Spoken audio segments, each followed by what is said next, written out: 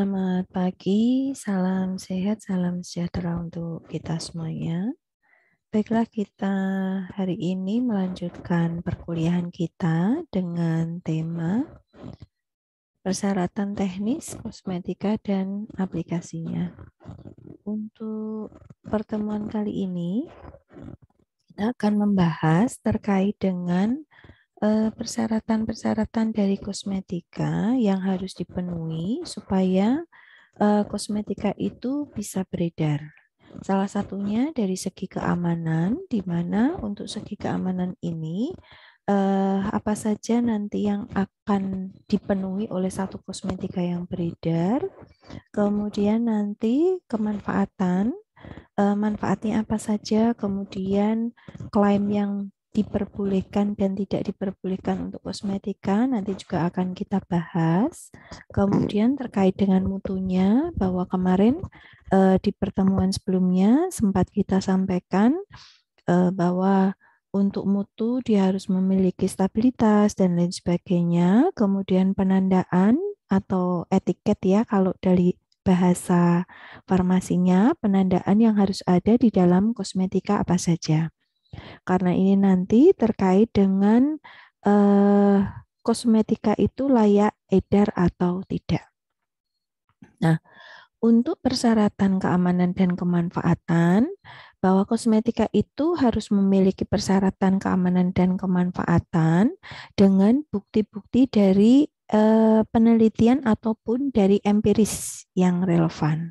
Sebagai contoh misalnya, paling gampangnya adalah aloe vera atau lidah buaya, di mana lidah buaya secara empiris dia memiliki manfaat, bisa digunakan untuk anti akne. Nah, itu secara empirisnya bisa kita lihat dari beberapa literatur atau referensi ilmiah. Misalnya, kita bisa lihat dari farmakope herbal, kemudian kita bisa lihat dari Materia Medica atau jurnal-jurnal yang sudah membahas tentang bukti-bukti ilmiah dari zat aktif atau bahan aktif dari kosmetika tersebut. Kemudian klaimnya nanti diklaim dia bisa digunakan untuk membersihkan atau mencerahkan, itu harus mengacu pada klaim kosmetika. Kemudian persyaratan dalam kosmetika yang harus memenuhi kodeks kosmetika atau persyaratan lain yang dipersyaratkan. Jadi mutunya itu dia harus mengacu pada KKI atau Kodeks Kosmetika Indonesia. Nanti bisa dibuka peraturan tentang Kodeks Kosmetika Indonesia. Kemudian untuk penandaan atau etiketing dalam kosmetika, etiketing dalam kosmetika itu harus lengkap. Lengkap artinya bahwa di situ ada bahan-bahan yang digunakan atau ingredientnya, jadi dituliskan lengkap. Biasanya memang tidak berapa miligramnya tidak, tetapi bahan-bahan yang digunakan itu dituliskan dengan lengkap. Kemudian dia harus bersifat objektif dan tidak boleh menyesatkan. Misalnya mencerahkan dalam waktu 3 hari. Nah itu kosmetika yang menyesatkan ya, apalagi bisa mencerahkan atau memutihkan dalam waktu 5 hari atau 1 minggu. Nah itu tidak boleh dituliskan seperti itu. Nah, untuk penandaan yang lengkap, semua informasi harus dituliskan di dalam etiketnya, di dalam labelnya. Harus lengkap ya. Kegunaannya untuk apa, kandungannya apa, diproduksi oleh siapa, kalau impor, importirnya siapa, diproduksi untuk PT apa. Kemudian dia harus bersifat objektif. Objektif itu yang seperti apa? Memberikan informasi yang real, nyata, ya. Tidak boleh memberikan informasi yang dia menyesatkan tadi, ya. Tidak boleh mencerahkan dalam waktu 3 hari, memutihkan dalam waktu 3 hari, 1 minggu. Nah itu tidak boleh. Kemudian memberikan informasi yang jujur. Jadi misalnya di situ dia bersifat hanya untuk membersihkan, ya dituliskan membersihkan, jangan dituliskan terlalu berlebihan. Nah, kemudian terkait dengan penandaan, apa saja yang harus ada di dalam label atau penandaan kosmetika? Yang jelas satu, namanya. Harus punya namanya, kemanfaatannya tadi misalnya digunakan untuk membersihkan, digunakan untuk apa namanya? Melembabkan. Nah, kemudian cara penggunaannya dituliskan, dioleskan, dispray, disemprot, ataukah mungkin digunakan untuk peeling dan lain sebagainya. Kemudian komposisinya dituliskan secara lengkap, boleh tidak menggunakan berapa miligram yang harus digunakan. Tapi untuk komposisinya, bahan aktifnya, kemudian bahan tambahannya, pengawetnya dituliskan secara lengkap. Kemudian nama negara dan produsennya, ini kaitannya nanti dengan NA-nya. Kemudian nama dan alamat lengkap dari produsennya atau pemohon notifikasinya. Kalau ini biasanya impor, maka dituliskan produsennya, negaranya dari mana, untuk PT apa. Pemohon notifikasinya untuk nanti didaftarkan di Balai POM. Kemudian nomor bednya, ukurannya, kalau misalnya dia ada beberapa jenis ukuran, misalnya ada yang 50 mili, ada 25. Kemudian isi atau berat bersihnya berapa, dituliskan juga tanggal kadaluarsanya dan peringatan-peringatan lain yang diperlukan. Misal, untuk yang spray jangan disimpan pada suhu yang tinggi atau tidak boleh kena mata. Nah, itu harus dituliskan. Kemudian untuk penandaan, ini penandaan di Indonesia, maksudnya ya untuk pendaftaran yang ada di Indonesia, bahasa yang digunakan menggunakan bahasa pendaftaran, negara pendaftarannya. Kalau kita di Indonesia berarti nanti menggunakan bahasa Indonesia. Kemudian dituliskan manfaatnya, informasinya, untuk apa, fungsinya, bagaimana penggunaannya, cara pakainya bagaimana, kalau perlu cara penyimpanannya, dan informasi-informasi terkait dengan peringatan atau warningnya. Nah, untuk komposisi nanti bisa dituliskan nama bahan kosmetikanya sesuai INCI. INCI itu apa? International Nomenclature Cosmetic Ingredient. Jadi mengacu dari bahan kosmetika secara internasional. Misalnya, kalau menggunakan Aquades, jangan dituliskan air suling, tapi dituliskannya nama sesuai nomenklatur internasional, yaitu Aquades. Kemudian, misalnya, kalau penggunaan selain bahasanya itu jangan menggunakan bahasa Indonesia, tapi nama nomenklatur biasanya adalah nama Latinnya dari bahan tersebut. Kecuali misal di dalam produk-produk kosmetika itu belum ada nama incinya. Jadi kita harus mencari dulu nama sesuai dengan nomenklaturnya internasional itu apa. Jadi kalau misalnya tidak ada, berarti nanti kita menggunakan referensi yang dia berlaku secara internasional. Sehingga siapapun orangnya, dari manapun pemakai kosmetika tersebut bisa memahami komposisi yang digunakan. Ya, sebagai contoh tadi, jangan menuliskan air suling tapi Aquades.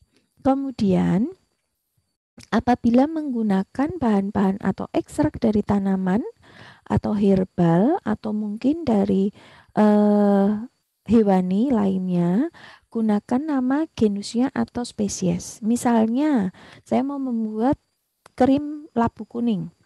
Jangan nanti dituliskan di situ labu kuningnya, tapi dituliskan nama genusnya atau nama spesiesnya. Misalnya Cucurbita maxima. Jadi semua orang dari negara manapun nanti bisa memahami. Oh, berarti ini kosmetika dia mengandung Cucurbita maxima. Cucurbita maxima itu adalah labu kuning yang dia spesiesnya adalah yang maksima, karena labu kuning banyak sekali, ada yang cucurbita pepo, ada cucurbita muscata. Nah, berarti ini yang maksima, yang bentuknya bulat seperti labu Halloween. Kemudian, kalau misalnya mau dituliskan jumlahnya, maka penulisannya di dalam labeling, etiketingnya, penandaannya, komposisi itu dituliskan secara berurutan dari kadar yang besar sampai kadar yang kecil. Jadi dituliskan komposisinya apa saja. Misalnya Anda mau membuat kosmetika, kemudian di labelnya dituliskan, tapi biasanya rata-rata untuk yang produk kosmetika jarang sekali ada komposisi jumlahnya. Tapi boleh dituliskan urutan jumlahnya, konsentrasinya atau kadarnya dari yang besar sampai yang kecil. Kemudian untuk bahan pewarna itu dituliskannya tidak berurutan, tapi biasanya dia berada di bagian akhir. Biasanya Anda tuliskan, dituliskannya di situ adalah CI, color index, ya, color index. Dituliskan CI-nya berapa. Jadi nggak menggunakan nama pewarnanya, tapi biasanya di situ nanti seperti yang pernah saya sampaikan di pertemuan sebelumnya, CI 19045 seperti itu. Jadi nggak menggunakan kata-kata pewarna merah, red apa gitu misalnya, atau yellow color, enggak, tapi dengan menggunakan kode color index-nya, CI-nya. CI kodenya nanti angka di belakangnya ada 5 digit, 19045 misalnya seperti itu. Kemudian untuk penggunaan bahan pewangi atau bahan pengharum, biasanya digunakannya nama parfumnya atau fragrance. Jadi jarang sekali dengan menggunakan nama bahan pewanginya, jarang. Kemudian untuk bahan pewarna yang menggunakan seri kosmetika, terutama untuk yang dekoratif ya, biasanya dapat dicantumkan kata-kata may contain, dapat mengandung, atau dituliskan pewarnanya apa, diberi tanda positif. Nah, untuk yang peringatan atau warning dalam kosmetika, terutama ini yang kosmetika dia berupa aerosol, spray, ya. Perlu dituliskan di situ bahwa untuk kosmetika tersebut harus dituliskan jangan kena mata atau jangan dihirup. Kemudian tadi sudah disampaikan di awal, untuk penyimpanan jangan disimpan di atas suhu 50 derajat atau mungkin didekatkan dengan bahan-bahan atau peralatan yang dia memiliki suhu tinggi, misalnya dekat kompor. Kemudian jangan ditusuk, jangan disimpan di tempat panas atau dekat api. Kemudian jangan dibuang di tempat pembakaran sampah. Nah, ini biasanya untuk kosmetika yang aerosol, misalnya spray rambut seperti itu. Kemudian apa namanya? Deodoran dan lain sebagainya. Itu biasanya sebelum dibuang itu dihancurkan dulu. Artinya dihancurkan itu biasanya apa ya, dihaluskan, bukan ditusuk ya, jadi di bagian spraynya itu dihancurkan terlebih dahulu supaya nanti pada saat dibuang di tempat sampah itu tidak menimbulkan terjadinya ledakan atau kebakaran. Kemudian warning selainnya aerosol yaitu untuk produk-produk kosmetika yang dia berupa pencuci mulut atau mouthwash. Nah, kalau dia mengandung fluoride atau alkohol, maka sediaan kosmetika mouthwash tersebut tidak boleh digunakan anak untuk usia di bawah 6 tahun. Nah, sekarang kita lanjutkan ke klaim kosmetika. Tadi di awal sudah disampaikan bahwa klaim kosmetika dia harus mengandung unsur yang satu objektif, kemudian kebenaran dan tidak menyesatkan, objektif, real ya, secara nyata. Kegunaannya untuk apa? Kemudian kebenarannya berdasarkan dari literatur atau empiris, kemudian tidak boleh menyesatkan. Nah, ini beberapa klaim yang tidak diperbolehkan dituliskan di dalam sediaan kosmetika. Misalnya sediaan sampo yang paling sering ya, menghilangkan ketombe secara permanen. Nggak boleh seperti itu. Karena apa? Sampo itu hanya bisa menghilangkan ketombe bukan selamanya ya. Kalau selamanya dia nanti sediaannya bukan kosmetika tapi dia obat. Kemudian memperbaiki sel-sel rambut. Nah, ini tidak boleh klaimnya dituliskan seperti ini. Mencegah kerontokan rambut atau merangsang pertumbuhan rambut tidak boleh. Kalau membersihkan, nah seperti itu bisa. Kemudian hanya menghilangkan ketombe, nah itu bisa. Tapi tidak boleh dituliskan menghilangkan ketombe secara permanen. Kemudian sediaan depilatori. Tidak boleh dituliskan di situ mencegah pertumbuhan rambut ya untuk menghilangkan biasanya kosmetika wax ya yang digunakan untuk mencabut bulu-bulu rambut itu tidak boleh dituliskan mencegah bulu-bulu rambut enggak boleh. Jadi dia hanya bisa digunakan untuk mencabut atau menghilangkan bulu-bulu rambut saja. Kemudian untuk sediaan kosmetika yang berupa dekoratif dan juga untuk kuku ya, nail tidak boleh di situ dituliskan merangsang pertumbuhan kuku, tidak boleh. Kemudian ini yang paling banyak untuk yang sediaan perawatan kulit, baik dia dalam bentuk krim, dalam bentuk gel. Nah, krim yang tidak diperbolehkan, ya misalnya menghilangkan bekas luka itu enggak boleh, terutama untuk krim-krim yang digunakan untuk mencerahkan, dituliskan saja mencerahkan. Kemudian tidak boleh digunakan untuk dituliskan mengobati jerawat, menghilangkan. Nah, kemudian apa namanya? Mengobati selulit. Kemudian krim ini merupakan krim antivirus, tidak boleh. Menghilangkan virus, mengobati virus tidak boleh. Mengobati apa namanya? Panu. Kemudian mikroba, infeksi tidak boleh dituliskan seperti itu. Kemudian untuk sediaan perawatan gigi dan mulut di sini tidak boleh ada kata-kata mengobati ya. Di awal pertemuan pertama sudah disampaikan bahwa ada perbedaan antara antara obat dengan kosmetika. Salah satunya kalau obat itu dia bisa mengobati, tapi kalau kosmetika tidak boleh ya. Kemudian untuk deodoran dan antiperspiran ini biasanya digunakan untuk di ketiak. Tidak boleh dituliskan mencegah keringat secara total. Kemudian untuk parfum itu tidak boleh dituliskan di situ bisa menimbulkan efek afrodiak. Nah, kemudian untuk pendaftaran kosmetika dan klaimnya nanti kita bisa mengacu pada alur berikut. Nah, dilihat dulu dari produknya, komposisinya bagaimana? Apakah komposisinya dia sudah memenuhi kriteria dia termasuk dalam kosmetika, mengandung bahan-bahan yang dipersyaratkan, misalnya pengawetnya berapa, pewarnanya berapa, mengandung bahan-bahan yang terlarang atau tidak. Nah, kalau misalnya dari komposisi itu sudah memenuhi persyaratan, maka bisa dilanjutkan untuk alur yang kedua, area penggunaannya ada di mana?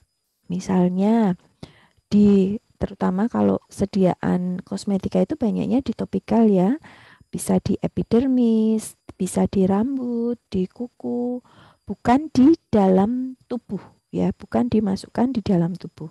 Maka dia bisa dikategorikan kosmetika, maka baru nanti cek yang ketiga alurnya. Ini klaimnya untuk apa? Fungsinya untuk apa? Kemanfaatannya untuk apa? Apakah dia hanya sekedar untuk membersihkan, mewangikan, memperbaiki? Jadi kalau parfum itu tidak boleh menghilangkan bau badan, tidak boleh, tapi memperbaiki. Nah, berarti nanti dia masuk dalam kategori kosmetika. Kalau misalnya dari satu sudah rilis kosmetik, area penggunaannya sesuai, tapi di fungsi utamanya dia tidak sesuai, maka tidak dikategorikan kosmetika, di reject, nggak bisa di klaim untuk kosmetikanya. Kemudian yang keempat, peruntukannya bagaimana? Sekali lagi, dalam kosmetikanya tidak boleh digunakan kata-kata mengobati, menghilangkan, tidak boleh. Maka kalau peruntukannya untuk kosmetika, dia bisa rilis, kalau tidak ya berarti nanti gagal di situ. Kemudian terkait dengan imunologi, apakah dia akan memperbaiki fisiologi dari tubuh, imunologi apa mungkin dari enzimnya. Nah, itu berarti bukan kategori kosmetika. Baru nanti kalau rilis semuanya dari poin alur 1 sampai 5 berarti nanti baru bisa didaftarkan dia sebagai produk kosmetika. Kemudian untuk aplikasi sediaan kosmetika secara topikal, ada beberapa penggolongannya. Yang pertama, kosmetika secara topikal digunakan untuk memelihara dan perawatan kulit. Kemudian nanti ada dekoratif, dekoratif nanti bisa diterangkan sama Bu Agitia, dan produk-produk parfum atau wewangian. Nah, untuk yang pemeliharaan kulit ada beberapa kosmetika jenisnya. Yang pertama adalah protecting. Kemudian nanti protecting itu berarti digunakan untuk proteksi terhadap radiasi sinar UV biasanya. Kemudian cleansing untuk pembersihan, moisturizing pelembapan, dan tanning untuk penipisan kulit. Nah, kosmetika pelindung atau disebut sebagai protecting, di mana kosmetika tersebut memiliki efek untuk melindungi kulit dari berbagai pengaruh atau mungkin radikal bebas radiasi, bisa dengan radiasi sinar UV. Nah, untuk yang pelindung ada beberapa preparat yang digunakan, yaitu ada beberapa preparat yang dia digunakan untuk protecting kulit terhadap bahan-bahan kimia. Misalnya deterjen, kulit-kulit yang sensitif itu biasanya dia sensitif terhadap penggunaan deterjen. Ada beberapa deterjen yang memang bisa menyebabkan iritatif. Kemudian preparat atau sediaan kosmetika protektif yang dia berfungsi untuk melindungi kulit dari kotoran, dari debu. Kemudian ada preparat kosmetika pelindung atau protektif yang melindungi kulit dari bahan radiasi seperti sinar UV, panas, kemudian protecting terhadap luka mekanik. Biasanya ini untuk kosmetik yang dia bersifat sebagai pelumas, dan juga ada preparat-preparat kosmetika protektif yang dia berfungsi sebagai pengusir serangga. Sebagai contoh misalnya lotion untuk anti nyamuk. Nah, itu termasuk dalam kategori preparat kosmetik pelindung. Kemudian preparat kosmetik yang dia digunakan untuk menjaga atau protecting dari luka secara mekanis itu ada dua, yaitu preparat pelumas dan untuk masas kulit. Ini bisa berupa serbuk pelindung, bisa berupa krim masas atau oil masas. Itu termasuk preparat yang dia berfungsi untuk pelumas dan masas kulit. Juga ada baby powder dan baby body powder. Ini juga digunakan untuk protecting luka secara mekanik. Nah, mengapa dibuat dalam bentuk preparat pelumas dan masas kulit? Biasanya pada kondisi kulit yang abnormal bisa menyebabkan terjadinya luka lecet. Sebagai contoh, pasien atau seseorang yang terlalu lama berbaring, Ya, biasanya pada pasien-pasien dengan kondisi yang tidak sadar, terlalu lama berbaring, dia nanti akan menyebabkan yang namanya luka lecet disebut sebagai dekubitus. Jadi ada kontak antara kulit dengan bagian tempat tidur misalnya. Kemudian gesekan-gesekan pada bagian paha. Nah, itu bisa menyebabkan terjadinya dekubitus atau lecet. Maka untuk mencegah terjadinya kondisi tersebut, ada satu produk yaitu kosmetika pelindung yang dia disebut sebagai pelumas atau masas kulit. Jadi, supaya nanti kulit tersebut tidak terjadi lecet, maka perlu diberikan satu kosmetika yang bertujuan untuk menghindari gesekan-gesekan atau tekanan sehingga menyebabkan kulit tersebut menjadi lecet. Pada pasien yang dia dalam kondisi tidak sadar, terutama pada pasien yang di ICU, biasanya nanti perawat atau keluarga akan memberikan satu produk kosmetika pelumas atau masas kulit yang biasanya dia mengandung minyak kelapa, ya, virgin oil. Karena virgin oil itu termasuk dalam satu kosmetika, ya, produk-produk kosmetik yang berfungsi sebagai pelumas atau masas kulit, sehingga nanti menghindari kulit dari pasien tersebut lecet akibat gesekan dengan tempat tidur.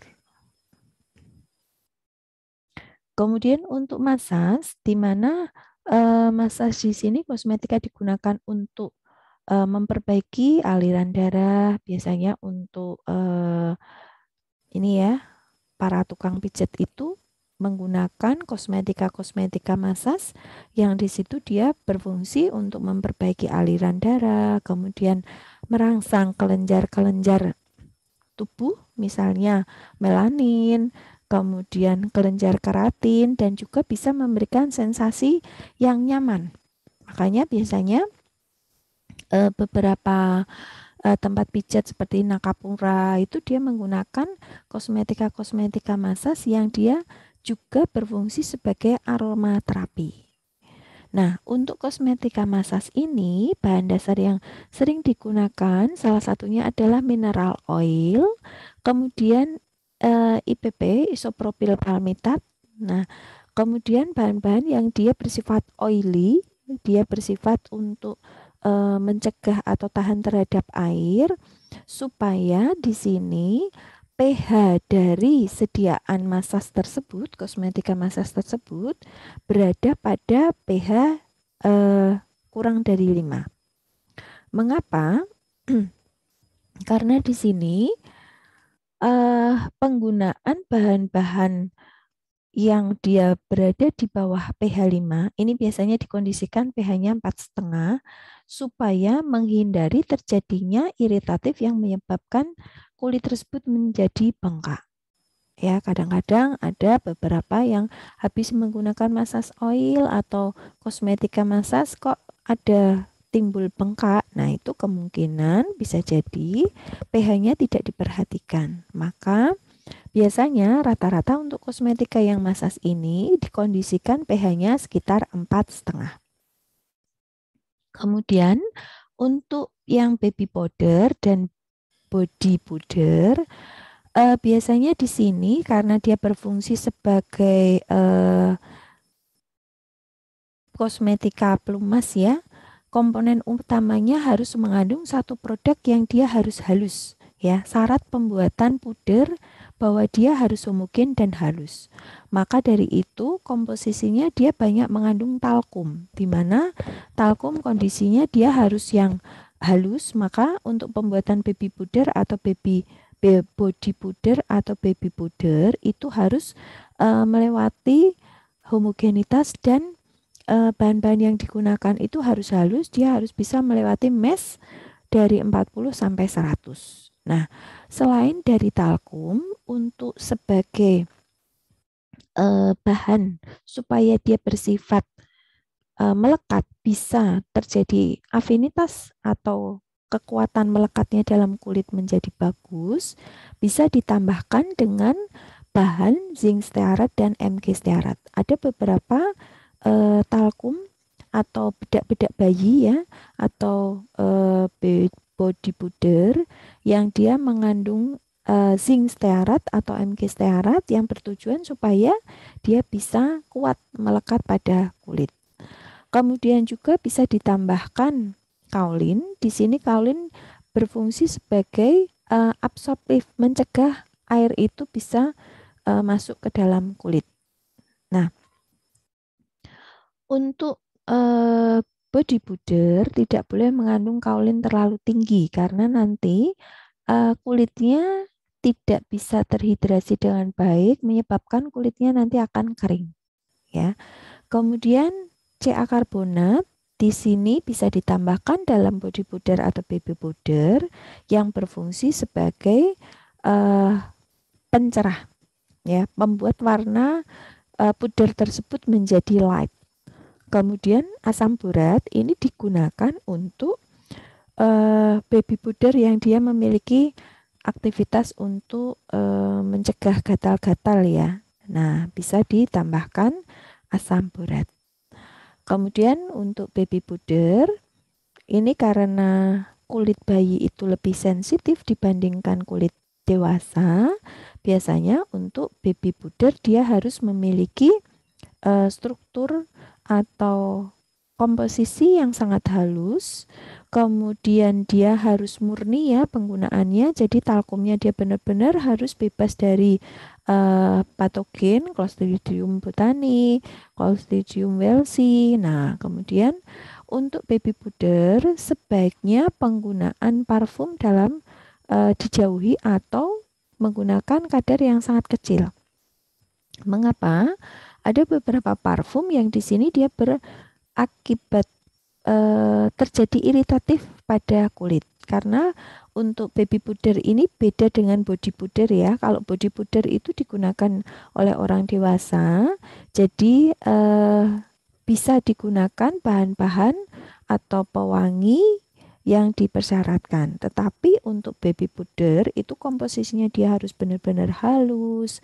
Kemudian dia bisa menyerap air dengan baik, kulitnya menjadi hidrasi, terus bahan-bahan yang digunakan harus memiliki kemurnian yang tinggi. Sebaiknya jangan menggunakan parfum, kalaupun menggunakan parfum, konsentrasinya harus sangat kecil sekali. Kemudian untuk kosmetika pelindung dari UV digunakan untuk melindungi paparan atau radiasi sinar UV. Seperti kita tahu, pada kondisi tertentu sinar UV itu bermanfaat bagi tubuh, ya. Bermanfaatnya karena bisa digunakan untuk pertumbuhan tulang.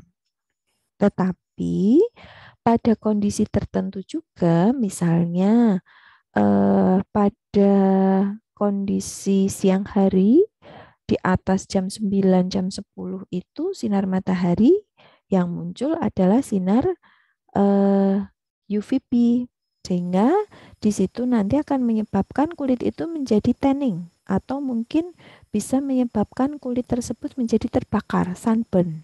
Nah, ini harap hati-hati. Untuk yang sinar UV terbagi menjadi 3, ada UVA, UVB, dan UVC.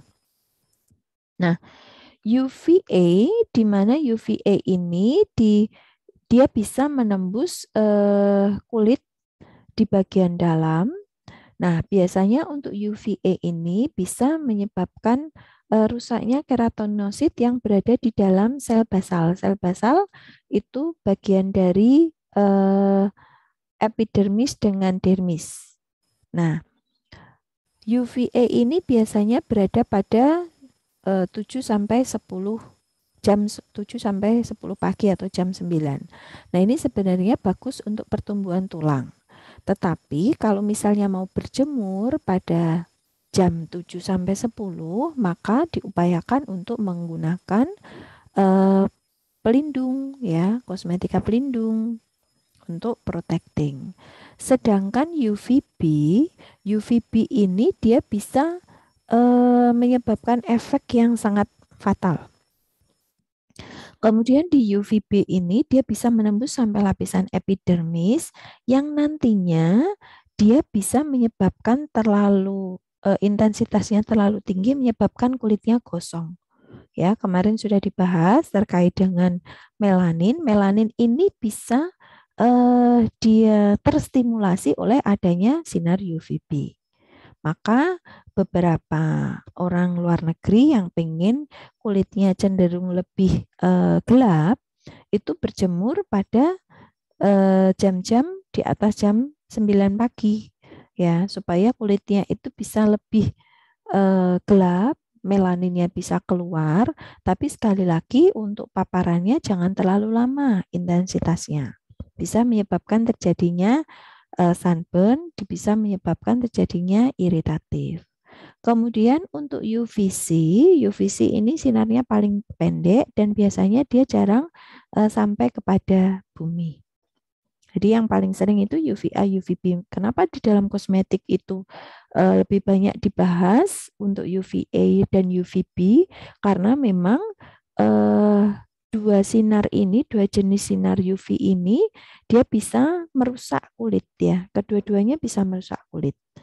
Maka pada saat mau berjemur, silakan untuk gunakan kosmetika protecting.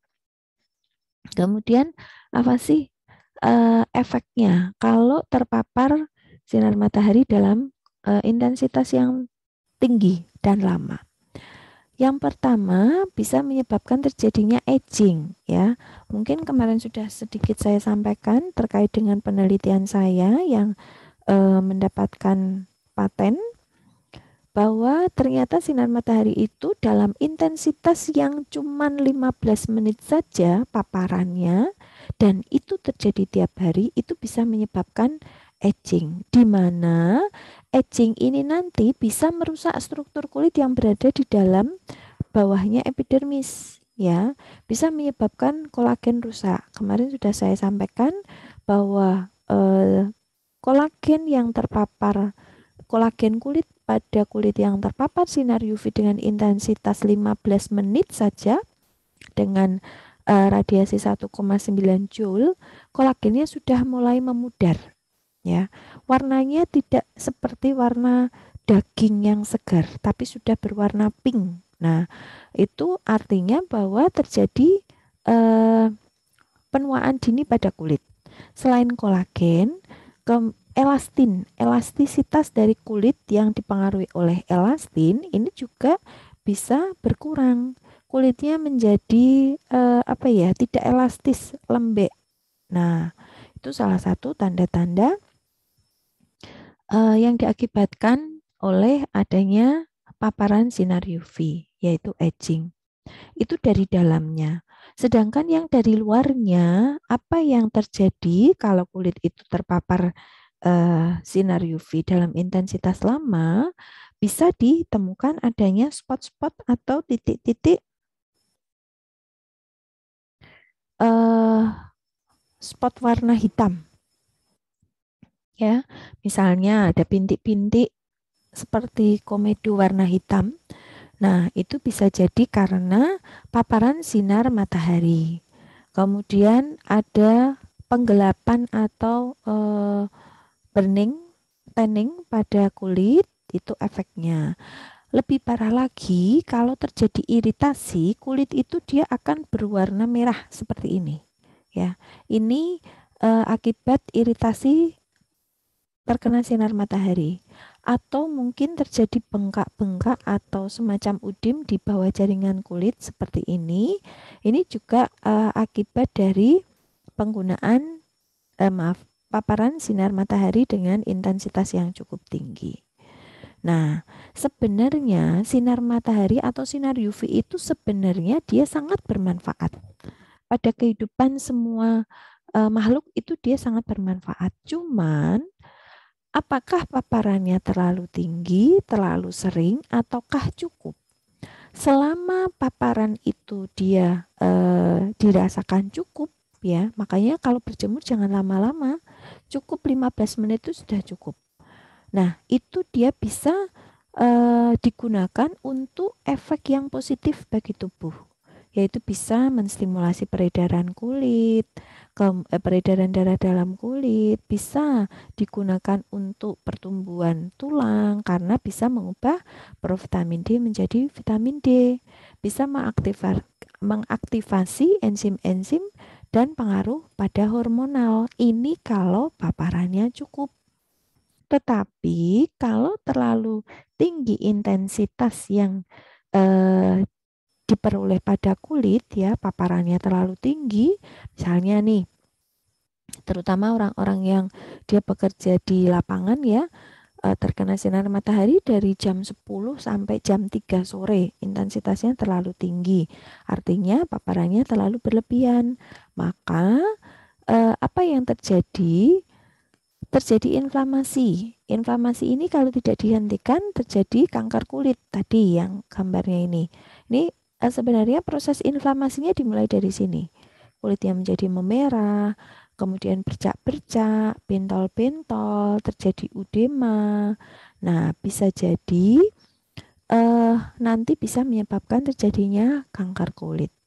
Nah, vitamin D yang sudah diubah tadi ya, kalau intensitas yang terlalu berlebihan, vitamin D-nya dari provitamin D menjadi vitamin D nanti akan diubah menjadi steroid. Kalau steroidnya terlalu tinggi, itu nanti berhubungan dengan pengaruh hormonal di dalam tubuh. Selain itu, tadi dijelaskan bahwa melanin ini dia bisa keluar itu terstimulasi oleh adanya sinar UV. Tetapi kalau paparan sinar UV-nya terlalu intens, terlalu sering dan terlalu waktunya terlalu lama, melanin ini nanti dia akan bermigrasi yang menyebabkan nanti kulitnya menjadi tanning, menjadi warnanya lebih gelap ya. Makanya kalau terpapar sinar matahari, orang-orang yang berada di lapangan, warna kulit yang terpapar sinar matahari dengan bagian tubuh yang tertutup itu pasti akan beda. Sebagai contoh yang paling sering ya, bagian permukaan kulit di bagian tangan ya, jari-jari itu biasanya akan lebih gelap dibandingkan bagian lengan atas, bagian eh, di atas pergelangan tangan atau mungkin di bagian paha, di bagian kaki itu warnanya akan lebih cerah. Karena apa? Pada permukaan kulit di bagian jari itu paparannya dia langsung apalagi kalau yang tidak pakai kaos tangan ya, tidak pakai penutup, dia nanti akan terjadi belang. Ya, warnanya akan berbeda. Kulitnya dia akan lebih gelap di bagian jari-jari. Kalau di bagian dalam yang dia tertutup oleh baju, tertutup oleh kain, dia akan berwarna lebih cerah. Nah, itu nanti kalau lama-lama dibiarkan warna eh, tanningnya, warna gelapnya akan semakin lebih pekat lagi. Nah, baik itu untuk pertemuan hari ini. Kalau ada yang mau didiskusikan, silahkan nanti bisa dituliskan di kolom komentar. Minggu depan akan saya bahas terkait dengan UV Protecting Cosmetic, jenis-jenisnya, sama komposisinya, cara pembuatannya. Baik, terima kasih atas perhatiannya. Jangan lupa nanti silahkan isi presensi yang ada di Siakat dan juga presensi yang saya share di Classroom. Saya akhiri untuk perkuliahan hari ini. Selamat siang. Semoga sehat semuanya. Assalamualaikum warahmatullahi wabarakatuh.